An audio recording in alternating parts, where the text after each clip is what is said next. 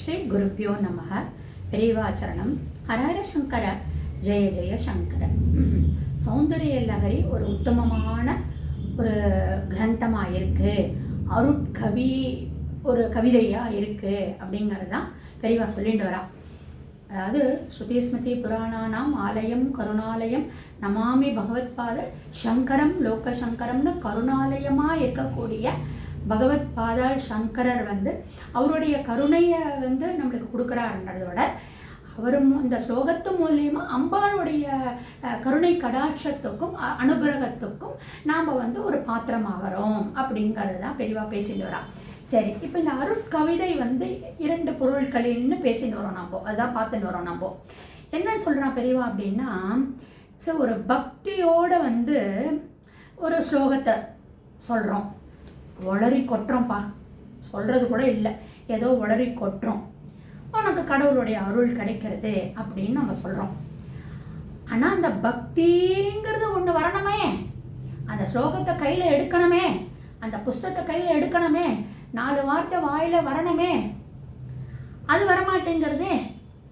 அப்போது அதுக்காகத்தான் அந்த அனுகிரக சக்தி வாய்ந்த இந்த கவிதைகள் எல்லாம் ஒரு ஒரு ஸ்லோகத்து மாடலில் கொடுக்குறா. அப்படின்னா அது பக்தி பாவம் கொடுக்கறது அப்படின்னு சொல்கிறோன்னா, நம்மளுக்கு தான் பக்தியே இல்லையே, அப்புறம் தானே அது பக்தி பாவம் கொடுக்கறது. அப்படின்னா பெரியவா எப்படி சொல்கிறா அப்படின்னா, இப்போது திருப்புகழை பாட பாட நான் மணக்கும்னு சொல்கிறோம். அப்பருடைய தேவாரங்கள்லாம் அவ்வளோ சிம்பிளாக இருக்கும், அதை சொல்ல சொல்ல சொல்ல சொல்ல நம்மளுக்கு ஒரு பக்தி பாவம் வந்துடும்னு சொல்கிறோம் நம்ம. அது மாதிரி இந்த சௌந்தரிய லகரியினுடைய விசேஷம் என்ன அப்படின்னா, அதனுடைய அந்த வேர்ட்ஸ் இருக்கு இல்லையா, அந்த பகவத்பாதாள் அந்த சப்தங்கள் யூஸ் பண்ணியிருக்காரு இல்லையா, அந்த சப்தங்கள் அதை நம்ம படிக்க படிக்க அது அருளை கொடுத்துரும். நம்மளுக்கு அந்த பக்தி பாவம் இருக்கா இல்லையான்னு கூட கவலை இல்லை.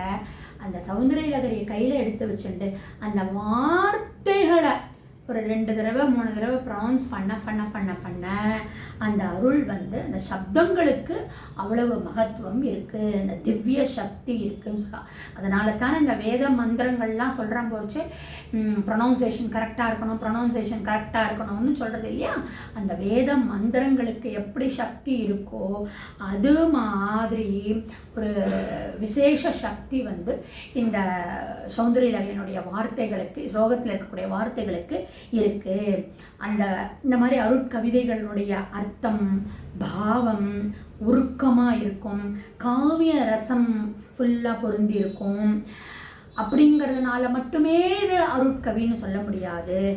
ஆனால் நம்ம இப்போ பார்த்தா மாதிரி அந்த வேர்ட்ஸை ப்ரொனவுன்சேஷன் பண்ணுறதுனுடைய ஒரு சிறப்புனால என்ன ஆகுது அப்படின்னா, அந்த அந்த அம்பாளுடைய அருள் அந்த மந்திர சக்திக்கு கட்டுப்படுற மாதிரி அம்பாள் கட்டி நம்மளை பக்தியை கிரியேட் பண்ணி அம்பாளோட நம்ம ஒரு பைண்டிங் ஆயிடுறதுக்கு கட்டி போடுற மாதிரி ஒரு சக்தியை இந்த ஸ்லோகங்கள்லாம் நம்மளுக்கு கொடுக்கறது.